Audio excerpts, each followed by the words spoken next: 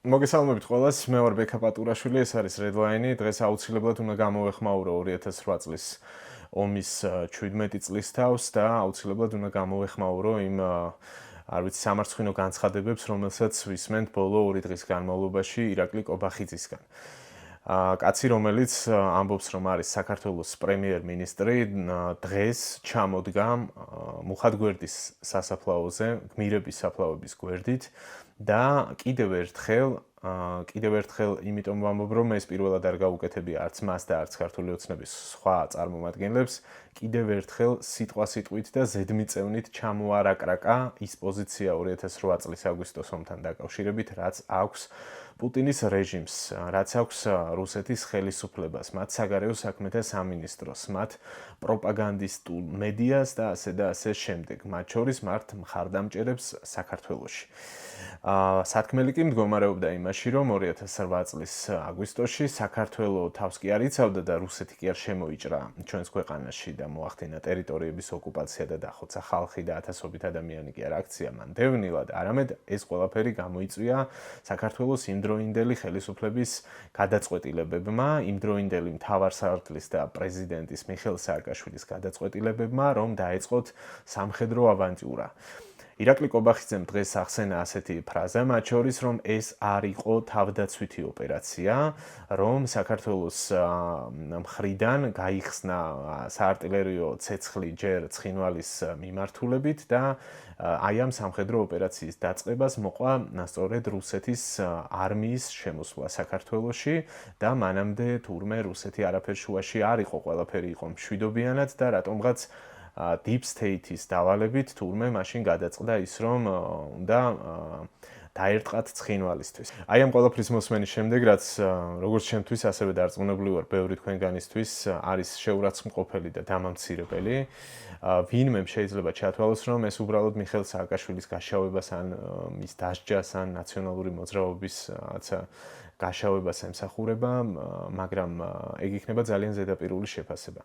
რეალურად, ჩემი აზრით, აქ საქმე გვაქვს იმასთან, რომ ეტაპობრივად, ნაბიჯ-ნაბიჯ ეს ხალხი ცდილობს, რომ საზოგადოებრივი აზრი შეცვალოს, დამოკიდებულებების შეცვალოს რუსეთთან დაკავშირებით, გაამრუდოს რეალობა, წარმოაჩინოს ისე და დალექოს თანდათან საქართველოს მოსახლეობაში, მათ შორის დაზარალებულ მოსახლეობაში, დევნილ მოსახლეობაში, რამდენად ცინიკურიც არ უნდა იყოს, დალექოს ის აზრი, რომ რუსეთი არ არის მტერი, რუსეთი არ შემოჭრილა საქართველოში. ეს იყო დასავლეთის ნაკარნახევი და მათი წაქეზებული ავანტიურა, რომელიც განახორციელა იმდროინდელმა ხელისუფლებამ და ამის გამო ადამიანები დაიხოცნენ, რომ ამის გამო ამ ხალხმა, ვინც არის დევნილობაში, დაკარგა საკუთარი სახლი, დაკარგა საკუთარი მიწა, ვეღარ მიდის თავისი ნათესავების თუ მშობლების საფლავებზე და ასე შემდეგ.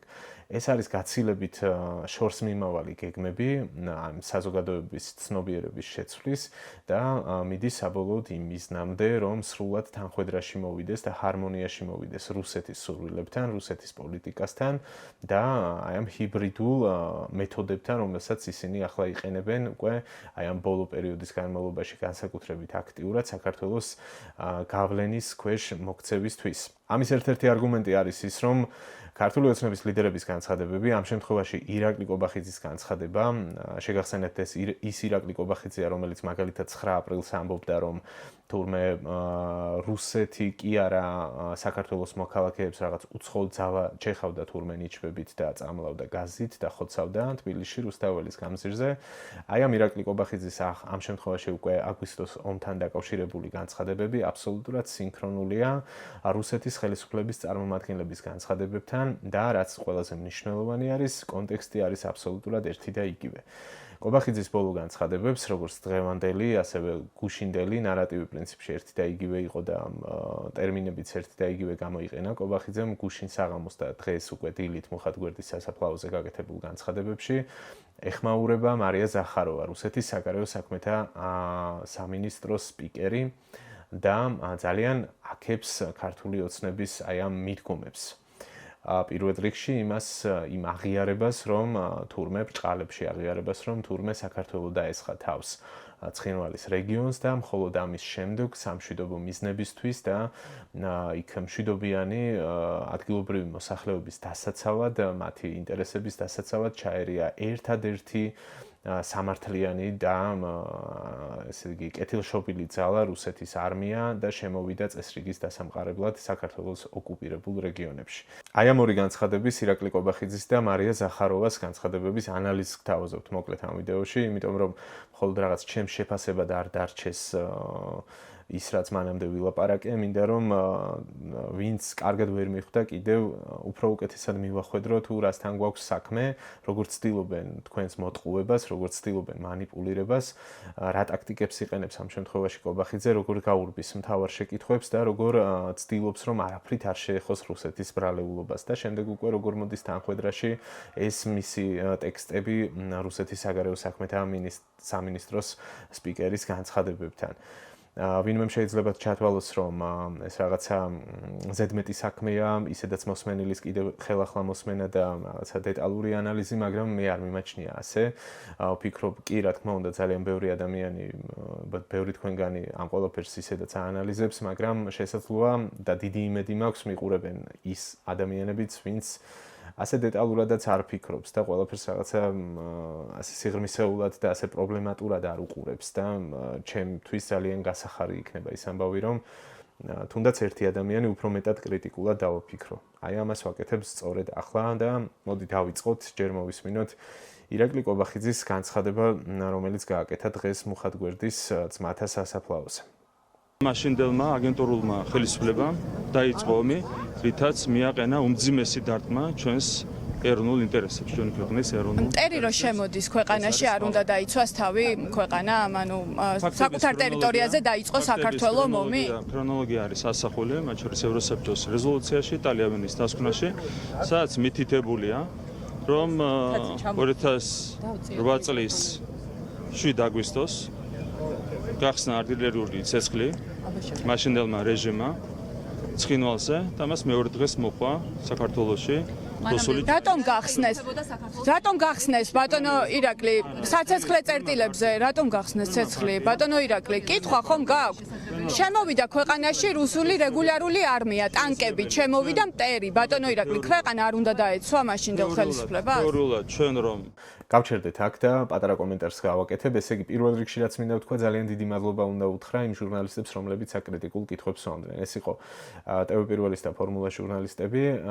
აქვე ვიტყვი რომ იყო პროპაგანდისტული მედიაც, სამთავრობო მედიაც, რომელიც ცდილობდა რომ ეს კითხვები არ დასმულიყო. ყოველ ჯერზე, როდესაც იწყებოდა კრიტიკული კითხვა, მაგალითად რუსეთის პასუხისმგებლობასთან დაკავშირებით, იმედი და სხვა არხები ცდილობდნენ ჩაჭრას და სხვა თემის შემოგდებას იმისთვის, რომ კობახიძისთვის კომფორტი შეექმნათ, მისთვის მიეცათ შესაძლებლობა რომ სხვა თემებზე გადართულიყო და შესაბამისად აერიდებინა თავი კრიტიკული კითხვებისთვის.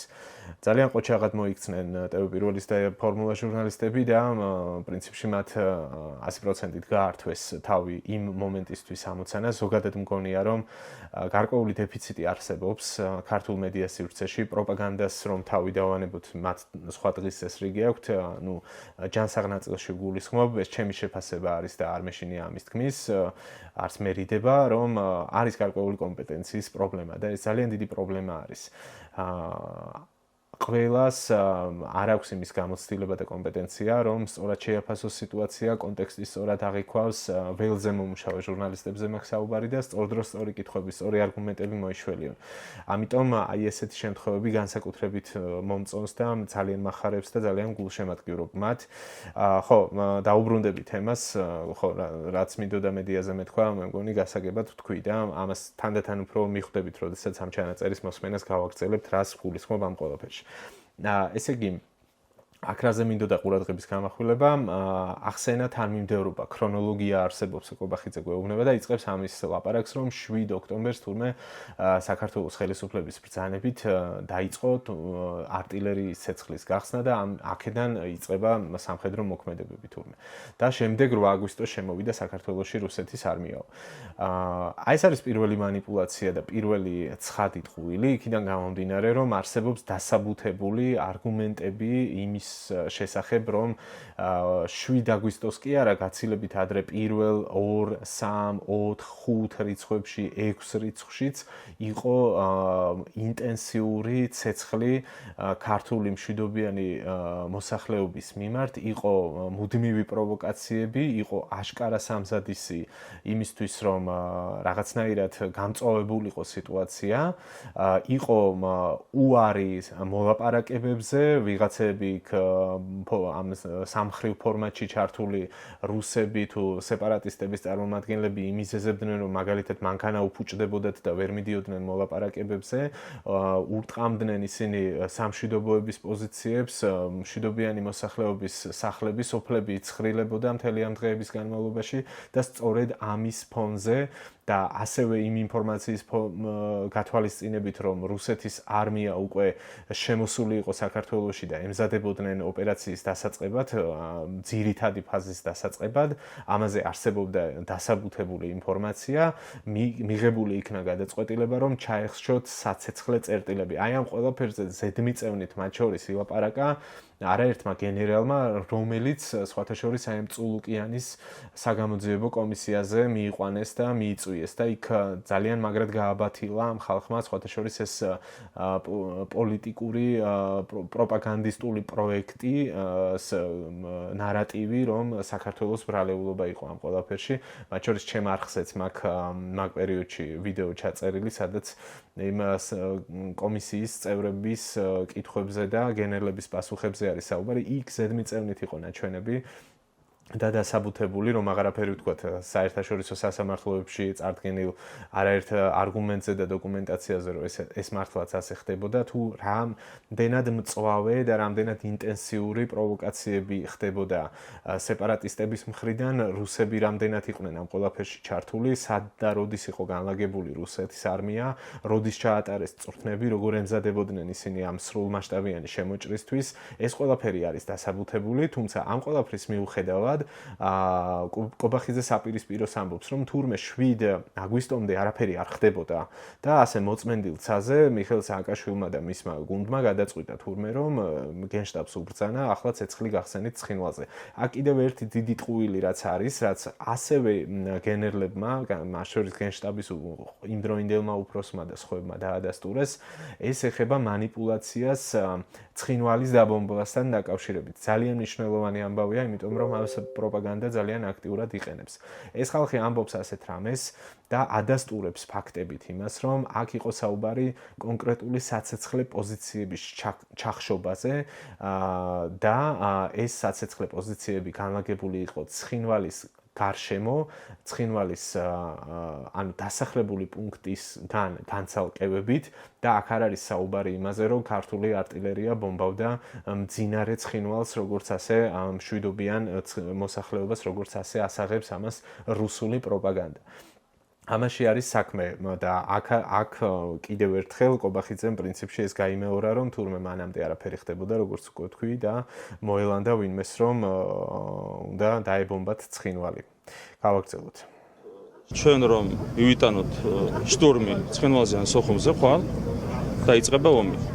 ხვალ რომ მივიტანოთ ჩვენ შტურმი ცხინვალზიან სოხუმზე, დაიწყება ომი. ცხინვალზე არ იყო მიტანილი ეს შტურმი, იყო საცეცხლე წერტილებზე ცხინვალის გარშემო, ბატონო ირაკლი. რითაც აკავებდნენ ტერს, იყო თუ არა ესე? რუსული არმია უკვე ესროდა ქართულ ჯარს, იბომბებოდა ქართული ჯარი. 2008 წლის იყო ასე, არ ბომბავდნენ საქართველოს ტერიტორიას. რაც არის სიმართლე, ეს არის ასახული ევროსაბჭოს რეზოლუციაში. სადაც წერია შემდეგი რამ. დააკვირდით ხო? ანუ არ მოგვესმა ხო ნამდვილად. არ ბომბავდნენ ქართულ პოზიციებს და არა ასე არ იყო, ანუ კაცი დგას და პირდაპირ ამბობს აშკარად ყუილს, რომ თურმე არაფერი ასე არ ყოფილა და მე კიდევ ერთხელ გეკითხებით, ანუ ამას რატომ აკეთებს კობახიძე, ამაზე ხო შეიძლება რომ დავფიქრდეთ, არა? ამას თავისნებით აკეთებს. მე არ მაქვს ამის განცდა, რომ ამას თავისნებით აკეთებს კობახიძე, იმიტომ რომ მახსოვს მისი განცხადებები აბსოლუტურად საპირისპირო და კიდევ კარგი არსებობს არქივი. სოციალურ ქსელებშიც არაერთი გავრცელდა, რომ იგივე კობახიძე მაგალითად 2017 წელს იძახდა, რომ ეს იყო რუსული სცენარი, წინასწარ დაგეგმილი სპეცოპერაცია და ასე შემდეგ და ახლა კაცი ამბობს იმას, რომ არა, ქართულ პოზიციებს არ ბომბავდნენ, ქართულ სოფლებს არ უტევდნენ, წინა დღეებში არაფერი არ ხდებოდა, ამაზე პირდაპირ იძახის, რომ არა, არ ვიცი. იყო ესკალაცია, მაგრამ ეს ესკალაცია გადაიზარდა ფართო მასშტაბიან საომარ მოქმედებებში, მას შემდეგ უშინ დამახიჟე თქვენ ციტატა, მას შემდეგ რაც გაუფრთხილებლად მაშინდელმა რეჟიმმა მიიტანა შტურმი ცხინვალზე. მე შეგახსენებთ, რომ როდესაც გათენდა 2008 წლის 8 აგვისტო დილიდან მაშინდელი რეჟიმი გვიცხადებდა სიამაყით, რომ ისინი იღებდნენ სოფელ-სოფელზე, დასახლებაზე, მიიწევდნენ წინ ცხინვალისკენ, შესული იყვნენ ცხინვალში, მიიწევდნენ როკის გვირაბისკენ. ეს არ იყო თავდაცვითი ოპერაცია, პირდაპირ გვიცხადებდნენ ისინი, რომ ისინი ახორციელებდნენ კონსტიტუციური წესრიგის აღდგენას და ამისათვის ახორციელებდნენ. აქ არიან გმირი. ერთ-ერთი ყველაზე მძიმე ნაწილი ირაკლი კობახიძის დღევანდელი განცხადების, სადაც ის ამბობს, რომ ეს არ იყო თავდაცვითი ოპერაცია. ეს არ იყო თავდაცვითი ოპერაცია.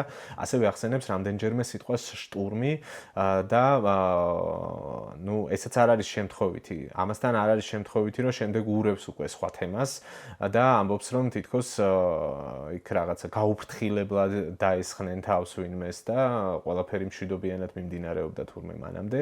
ასევე შემოიტანა ის, რომ იმდროინდელი ხელისუფლება აცხადებდა, რომ კონსტიტუციური წესრიგის აღდგენა ხდება და ვიღებთ ამ სოფელს და ამ სოფელს. ძალიან მარტივი კითხვა, ჯერ ერთი რატო არ უნდა ითქვათ ის, რომ კონსტიტუციური წესრიგის აღდგენა ხდება საქართველოს ოკუპირებულ ტერიტორიაზე, როდესაც მიმდინარეობდა ეს ოპერაცია. მე არ მესმის, ხო, რა თქმა უნდა ითქვათ ის, რომ კონსტიტუციური წესრიგის აღდგენა ხდება, იმიტომ რომ კონსტიტუციურ წესრიგს არ შეესაბამებოდა ის, რაც მანამდე წინა დღეებში ხდებოდა, რომ ქართული სოფლები იცხრილებოდა. ეს ერთი. და მეორე კიდევ არაერთმა სამხედრო მაღალჩინოსანმა, მათ შორის იმ ხალხმა, ვინც ამ ოპერაციებს გეგმავდა, ახსნა ძალიან დეტალურად ის თუ რა მანევრები და რატომ ხორციელდებოდა. და ძალიან კარგად არის დასაბუთებული ეს ამბავი და კობახიძემ პირველ რიგში ძალიან კარგად იცის ეს, რომ რატომ რა მიმართულებით ხდებოდა მანევრების განხორციელება. და ამის მიზანი იყო ერთადერთი, რომ უნდა შეეჩერებინათ რუსეთის სრულმასშტაბიანი შეტევა, სრულმასშტაბიანი შემოჭრა ქვეყანაში, იქიდან გამომდინარე, რომ უკვე იყვნენ მომდგარი, ასე ვთქვათ, რუსული ეშელონები, ტანკები და ასე შემდეგ და ამოცანა იყო ის, რომ ორი ფლანგიდან შესულიყვნენ, დაეკავებინა საქართველოს შეიარაღებულ ძალებს პოზიციები როკის გვირაბთან და არ მიეცათ შესაძლებლობა მტრისთვის წინსვლის. ეს იყო და ეს აბსოლუტურად მკაფიო იყო საქართველოს შეიარაღებული ძალების ამოცანა თუ შინაგანი ძალების პოლიციის თუ შინაგან საქმეთა სამინისტროს დანაყოფების და ასე შემდეგ. აშკარა იყო მძიმე პროვოკაციები, აშკარა იყო მტრის სრულმასშტაბიანი შემოჭრა და საჭირო იყო ამ ყველაფრის შეკავება. მიუხედავად იმისა, რამხელა დისბალანსი არსებობდა, რამხელა უპირატესობა ჰქონდა რუსეთს და რამხელა თქვათ ცოცხალი ძალით, ტექნიკით თუ ავიაციით თუ ასე შემდეგ. აბა რა უნდა ეკნათ? ანუ მართლა ვერ ხვდები. სხვა რა გადაწყვეტილება უნდა ყოფილიყო, სხვა ერთადერთი გადაწყვეტილება არსებობდა ამ შემთხვევაში, იყო კაპიტულაცია, ხელების აწევა და დანებება თავიდანვე და მორჩა ამით დამთავრდებოდა ყველაფერი, ხო, არ ვიცი, მე ესე ვუყურებ ამ ამბავს. გავაგრძელოთ. ოჯახის წევრები, გმირების ოჯახის წევრები არიან აქ. რას ეუბნებით, რომ Deep State-ის დავალებით მიხეილ სააკაშვილმა გაწირა ეს ადამიანები, ბატონო ირაკლი? ეს არის თქვენი სათქმელი 17 წლის თავზე ამ ადამიანებისთვის? ღალატი ჩაიდინა, უმძიმესი ღალატი, რასაც 400-ზე მეტი ადამიანი შეეწირა. თქვენმა პარტიამ ჩაიდინა.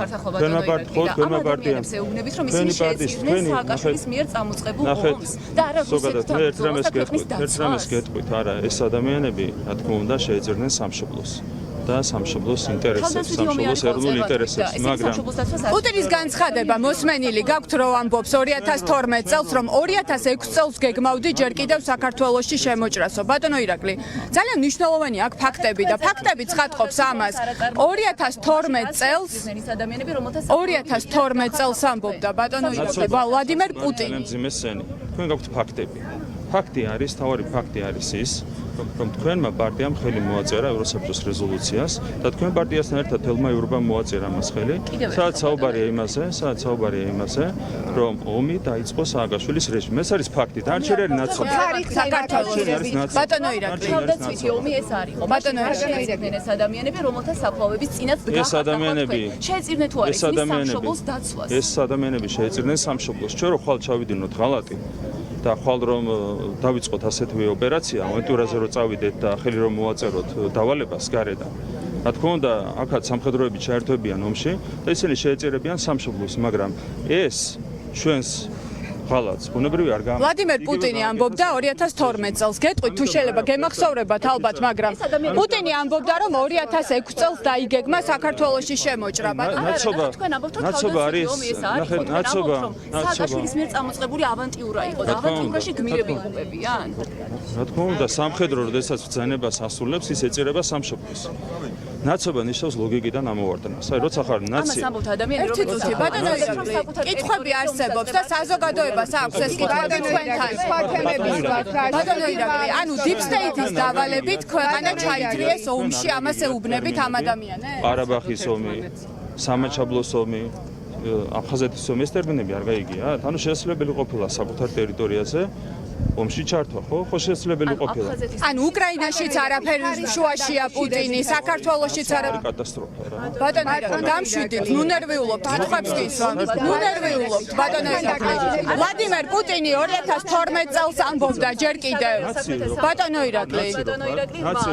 ნაცი რო ხარ ეს ნიშნავს, რომ ან ვერასრულებ ან არასრულებ. რადგან არის 2012 წელს ერთი წუთი პუტინზე ვკითხა. სამინისტრო გაქებთ 8 აგვისტოს არის ამბავი და ის ამბობს რომ თქვენი კივილი არის მის ძალიან მძიმე ამ განცხადებების მოსმენა. ალბათ ამ ადამიანებისთვისაც აქ რომ დგანან. ბატონო ირაკლი, ძალიან რთულია საქართველოს ომში დადანაშაულების მოსმენა.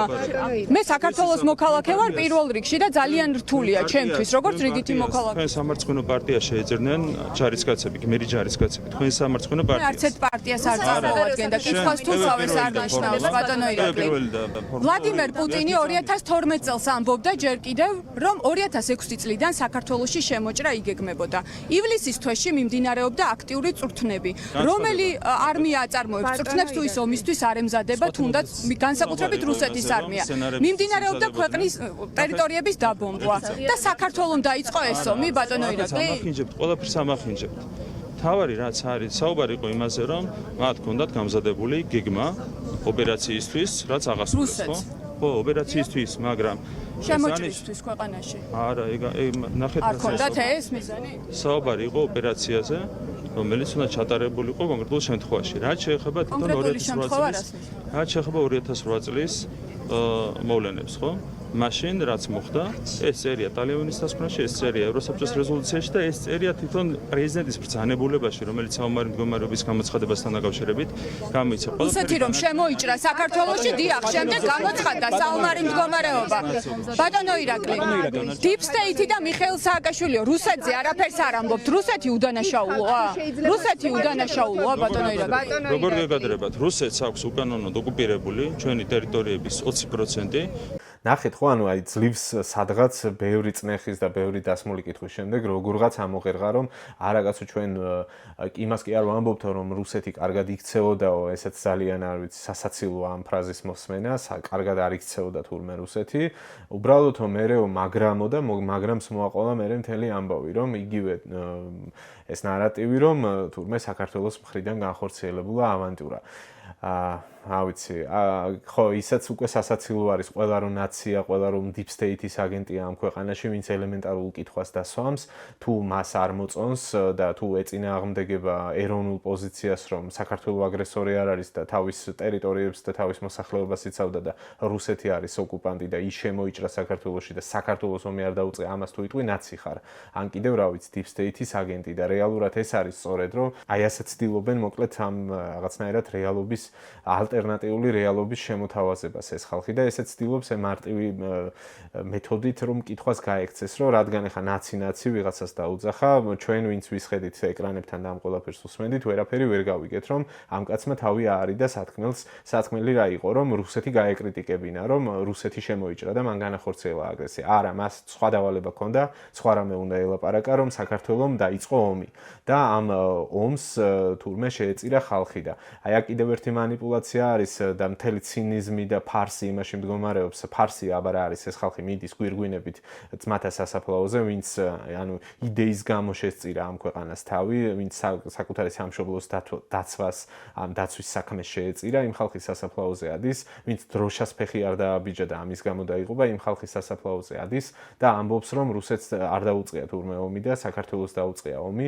და როდესაც უკვე უხერხული მომენტი იქნება, რომ მათ გმირობაზეც უნდა ილაპარაკოს, იმ შემთხვევაში ამბობს, რომ არა, მათ სამშობლო შესწირეს თურმე თავი. ანუ როგორ გავიგოთ ამ შემთხვევაში რას ამბობს ეს კაცია? სამშობლოს შესწირეს თავი, სააკაშვილს შესწირეს თავი. რაღაც მომენტებში ამბობენ იმას, რომ სააკაშვილმა დახოცა თურმე იმ დროინდელმა ხელისუფლებამ შეიწირა 400 ჯარისკაცი. ამავე განცხადებაში ამბობდა, რომ მიხეილ სააკაშვილის რეჟიმმა შეიწირა ეს ჯარისკაცებიო და მშვიდობიანი მოსახლეობაო, ხო?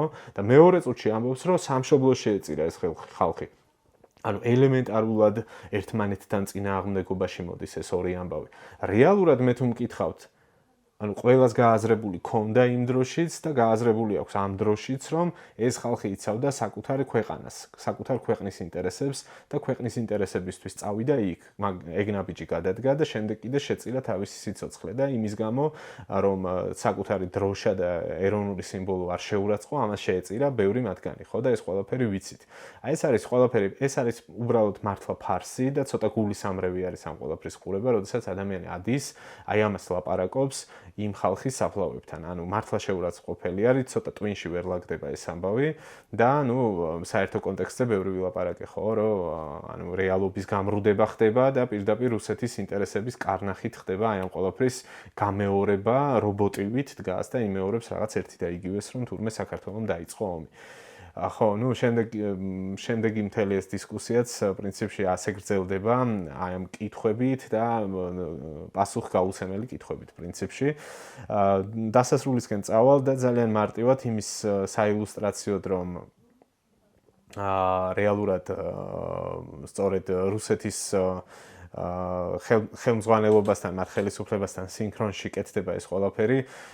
მარტივად ესე უბრალოდ წავიკითხავ მარია ზახაროვას განცხადებას კობახიძის საპასუხოს და 2008 წლის ომთან დაკავშირებულს. ესე იგი, რუსეთის საგარეო საქმეთა სამინისტროს პრესმდივანი მარია ზახაროვას განცხადება 2008 წლის 7-დან 8 აგვისტოს ღამეს სააკაშვილის რეჟიმმა საქართველოსა და სამხრეთ ოსეთს შორის არსებული კონფლიქტის მოგვარების შესახებ ყველა საერთაშორისო შეთანხმების დარღვევით სამხრეთ ოსეთზე სამხედრო თავდასხმა განახორციელა.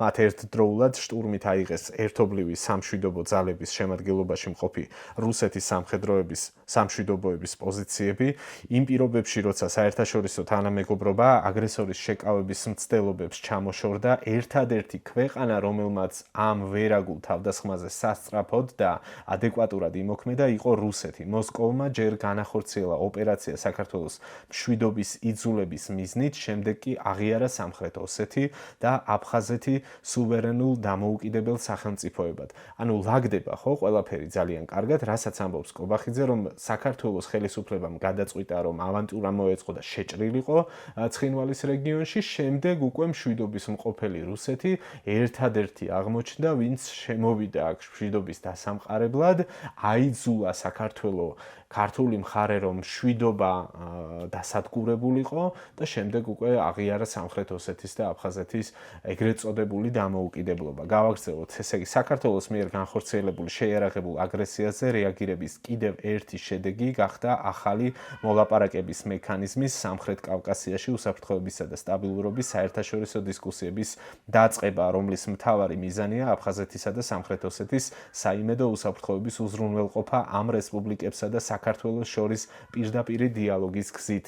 შესაძლებელია მოლაპარაკებების პროგრესზე იმედის გამოთქმა, თუ გავითვალისწინებთ საქართველოს ხელისუფლების საჯარო აღიარებებს, რომლებიც გასულ წელს გაკეთდა სააკაშვილის მიერ სამხრეთ ოსეთის წინააღმდეგ განხორციელებული აგრესიის შესახებ, ასევე განცხადებებს აფხაზებთან და სამხრეთ ოსებთან შერიგების აუცილებლობის თაობაზე. მნიშვნელოვანია, რომ საქართველოს ხელმძღვანელობის ეს პოზიციები განსაზღვრავდეს თბილისსა და სოხუმ ცხინვალთან ურთიერთობის დამყარების მიდგომას და კონკრეტულ ნაბიჯებში აისახოს. ერთ-ერთ პრიორიტეტად რჩება საქართველოს მიერ აფხაზეთისა და სამხრეთ ოსეთზე ძალის გამოუყენებლობის შესახებ იურიდიულად სავალდებულო შეთანხმების გაფორმება, რაც არამხოლოდ 2008 წლის აგვისტოს ტრაგიკული მოვლენების გამეორებისგან საიმედო გარანტია იქნება, არამედ ნორმალიზების საწყის წერტილად იქცევა თბილისის სოხუმის ცხინვალის სამკუთხედში. სამივე სახელმწიფოს სასაზღვრო რაიონებში სიტუაციის სტაბილიზაციას ხელშეუწყობს საქართველოსა და აფხაზეთს, ასევე საქართველოსა და სამხრეთ ოსეთს შორის საზღვრების დელიმიტაციის დაწყება და შემდგომ მათი დემარკაცია. რუსეთი, როგორც აფხაზეთი, საქართველოსა და სამხრეთ ოსეთის უშუალო მეზობელი მზად არის სრულად შეუწყოს ხელი ამ პროცესებს. აი ეს გახლავთ მარია ზახაროვას განცხადების მეორე ნაწილი უკვე, სადაც როგორც ნახეთ, აქ არის ინიციატივები გამოთქმული, რომ რაღაც ერთობლივი შეთანხმებები გაფორმდეს, ასევე შეაქეს, რაც ყველაზე მნიშვნელოვანია, საქართველოს ამჟამინდელი მმართველი გუნდი მათ პოლიტიკის გამო, მათი განცხადებების გამო, რომელიც ჯერ კიდევ გასულ წელს გააკეთდა, თურმე, ანუ აქ დიდი ალბათობით იგულისხმება ბიძინა ივანიშვილის ცნობილი განცხადება გორში გაკეთებული, სადაც ამბობდა, რომ ჩვენ ბოდიში უნდა მოვიხადოთ აფხაზებისა და ოსების მიმართ, ნაომარ ქალაქში გაკეთებული ეს განცხადება, რომელსაც საკმაოდ დიდი რეზონანსი და საბედნიეროდ პროტესტი და წინააღმდეგობაც მოყვა. ხო და ნუ ახლა ამ ყველაფერს ერთვის აი ეს განცხადებებიც და ხედავთ რომ მარია ზახაროვა ძალიან ბედნიერია, ამბობს რომ რესურს აჩენს აი ამგვარი მიდგომების შემდგომი ურთიერთობების და რაც მთავარია ხავს უსვამს რომ ესენი არიან სამი სხვადასხვა დამოუკიდებელი სახელმწიფოები და კი ჩვენ კეთილშობილი რუსეთი თქვენი ძვირფასი მეზობელი მზად ვართ რომ ერთმანეთთან დიალოგში დაგეხმაროთ, საზღვრები მოხაზეთ, მათი დემარკაცია დასრულდეს და ნუ შემდეგ კი ბატონო ხაჭაპურის და ხინკალის საჭმელად ჩვენც დიდი სიამოვნებით გამოვისაირნებთ ცხინვალშიც ჩავალთ ხაბისგინას შევექცევით და ჭაჭას დავაყოლებთ. ხო, სულ ეს არის რა ხალხო და ანუ არ ვიცი დამატებით კიდევ რა უნდა ვთქვა, ერთ მხარეს არის ცალსახად დადანაშაულება საკუთარი ქვეყნის, მეორე მხარეს არის მტრის მიერ შექეზება, თავზე ხელის გადასმა და შექება, რომ აი რა კარგი ბიჭები ხართ, რა კარგად იქცევით. ეს არის და ეს პრინციპში დამატებას აღარ საჭიროებს. ძალიან დიდი იმედი მაქვს, რომ ამ ვიდეოს ნახავენ, ან არ ვიცი, სხვაგან ნახავენ, სხვაგან მოისმენენ და ამ ორ განცხადებას ერთმანეთთან შეადარებენ ის ხალხი, ვისაც ჯერ კიდევ სჯერა, რომ ქართული ოცნება ეროვნულ საქმეს აკეთებს და ეროვნულ ინტერესებს, ჩვენი ქვეყნის სუვერენიტეტს, აი ძალიან ცინიკურია და ფარსია ეს ყველაფერი, ხალხი საუბრობს სუვერენიტეტის დაცვაზე, ტერიტორიული მთლიანობის აღდგენაზე, ტრადიციების დაცვაზე, არ ვიცი, იდენტობაზე და პირდაპირ ამბობს, რომ ომი მტერმა კი არა, მე დავიწყე და ხელს აწერს ტერიტორიების დაკარგვაზე საბოლოოდ და რა ვიცი რუსეთთან აი ამ ტიპის ურთიერთობების აწყობაზე, რასაც ისინი უკარნახებენ და აბსოლუტურად დისტანცირებაზე მართლაც ძალიან მნიშვნელოვანი პარტნიორებისგან, აბსოლუტურად გამიჯნას ახდენენ რეგიონში მიმდინარე ძალიან მნიშვნელოვანი პროცესებისგან, რაც ეხება მათ შორის სომხეთთან და აზერბაიჯანთან დაკავშირებულ თემას. ამაზე ცალკე ჩავწერ ვიდეოს, ისინი ახლა ალიევი და ფაშინიანი არიან ვაშინგტონში, ტრამპს უნდა შეხვდნენ და ხელი მოაწერონ სამშვიდობო შეთანხმებას, ამას მივუძღვნით ცალკე ვიდეოს აუცილებლად. ძალიან დიდი მადლობა რომ მიყურეთ, ხო და რა ვიცი ბოლოს რა ვთქვა. ხო, საწყენია რა, გასაბრაზებელია და იმედი მაქვს რომ ეს ემოცია უბრალოდ რაღაცა პოსტების დაწერაში არ გამოიხატება და უნდა დავიცოთ ჩვენი პოზიციები, ჩვენი მოსაზრებები და ჩვენი ქვეყნის ინტერესები, როგორც შეგვიძლია ისე. ნახვამდის.